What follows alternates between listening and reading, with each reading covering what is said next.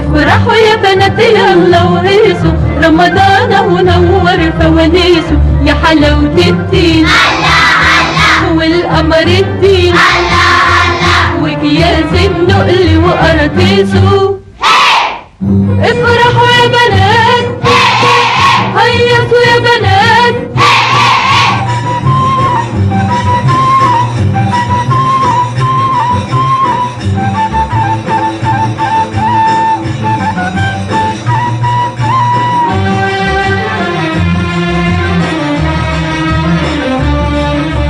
في المغربية رح نفطر ساعة أذان الله أكبر، ونعلي حسنا ونقول هي، ونجري عالبيت نتنطط، وقلوبنا من الفرحة تزقطط، ونقول لبعضنا رمضان جه.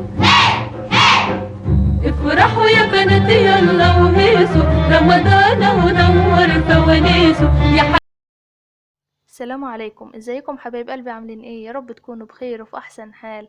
النهارده هندمس مع بعض فول كده للسحور، بجد رخيص قوي وحلو قوي. جبنا فول اخضر. طب ازاي فول اخضر هنعمله مدمس؟ ايوه، ما تخافيش خالص، هيبقى معاكي احلى طبق فول، ولونه تحفه تحفه يعني. ما تخافيش خالص من اللون، وارخص بكتير. احنا جبنا هنا كيلو، الكيلو كان عامل 12 او 15 جنيه، اوفر لك بكتير من الفول التاني ب80 وب90 جنيه. فده اوفر لك بكتير. فاحنا هنا جبنا فول، فسدقناه كده مع بعض. حشنا الفولاية من قرن الفول يعني، ونقعناه ليلة كاملة. لازم تنقعيه، النقعة للفول بتخلي الفولاية كده تنفش معاكي، ما تبقاش عاملة ناشفة كده وصغنونة. لما تنشش بتبقى حلوة يعني.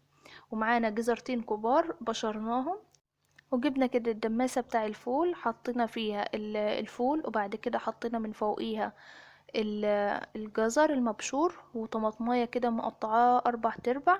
وهنحط كمان معلقتين كبار مغسولين من العدس. ما تقلبيش خالص الكلام ده كله، سيبيه زي ما هو. لو قلبتيه العدس هينزل تحت وهيتحرق معاكي، وهيلزق كده في الدماسة. فاحنا مش عايزين كده، احنا عايزين نحطهم كده، نخلي الفول هو اللي تحت، ونحط المكونات كلها فوقيه.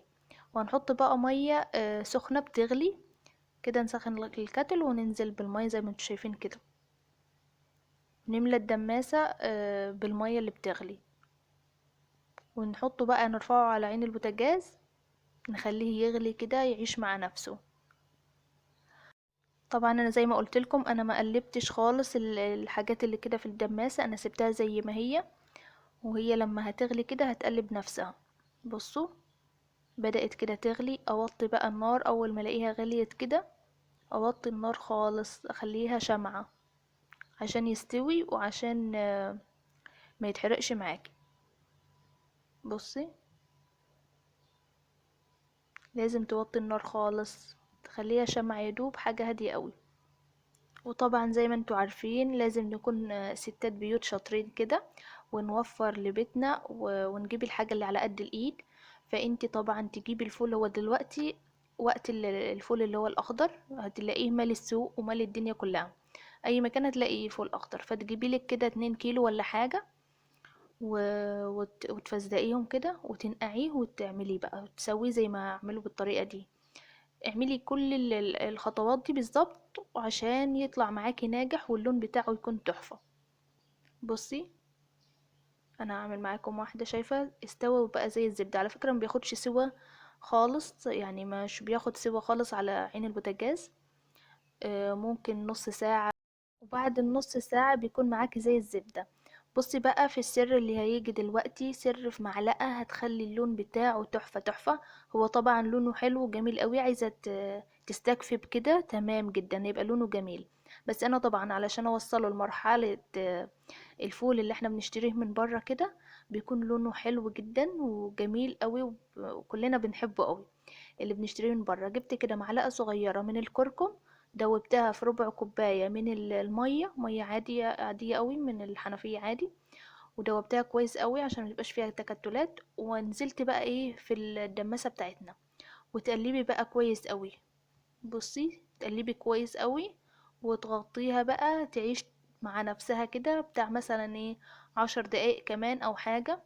وبعد ال10 دقايق هتاكلي احلى واجمل فول، ومحدش هيكتشف خالص من البيت انه ده فول اخضر.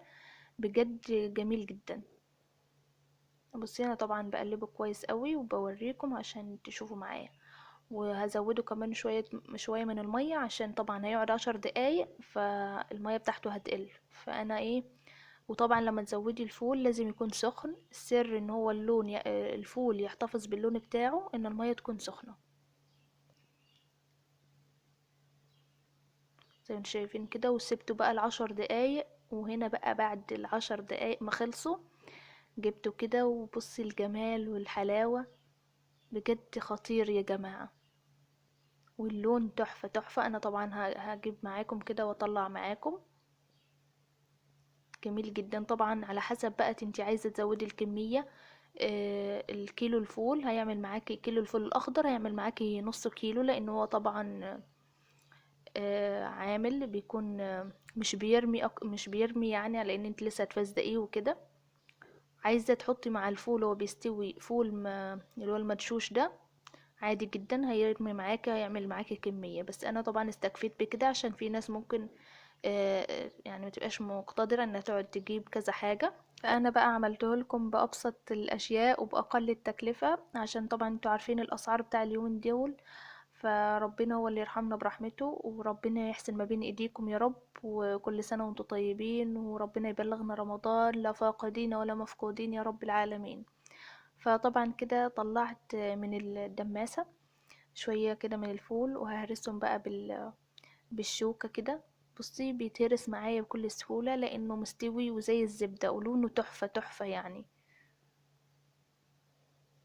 حطيت طبعا شوية من الكمون والملح والشطة وليمون كده يعني، الحبشتكنات بتاعة الفول. كل اللي بتحبيه بقى تحطيه في الفول، يعني اتعاملي معاه كأنه فول عادي. هو مفيش اي اختلاف خالص والله في الطعم يا جماعة. مفيش اختلاف خالص عن الفول اللي هو الناشف التاني. نفس الطعم بجد، وارخص بكتير. انت لو تحسبيها هتلاقي الفول يعني ارخص معاكي بكتير لو لما تجيبي الفول الاخضر. شايفين الجمال؟ يا ريت بقى لو وصلت معايا لحد هنا ما تبخليش عليا باللايك والاشتراك في القناة لو مشتركتوش، وتفعيل الجرس عشان يوصلكم كل فيديوهاتنا. علشان في ناس كتير قوي بتشاهد الفيديوهات ومش بتعمل اشتراك. فالاشتراك يعني يا جماعة مش بيعمل حاجة، ده واحدة زرار صغنن كده لما تدوسي عليه كده هديلك دعوة حلوة. وربنا يجازيكم كل خير يا رب. وبألف هنا اللي يجرب الطريقة دي بجد تحفة وبأقل التكلفة يعني. جربيها مش هتخسري حاجة.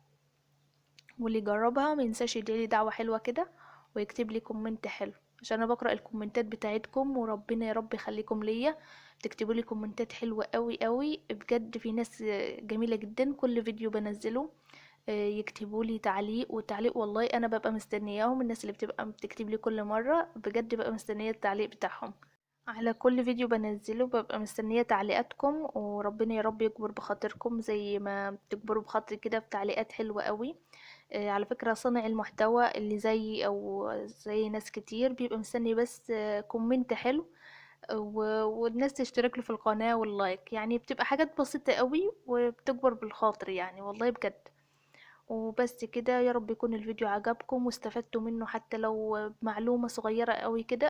انا هبقى مبسوطة لو طلعت من الفيديو مستفادة منه بأي حاجة. وربنا يا رب يحسن ما بين ايديكم، وكل سنة وانتم طيبين ورمضان كريم. والفيديو بتاعنا كده خلص، واشوفكم الفيديو الجاي واقول لكم سلام.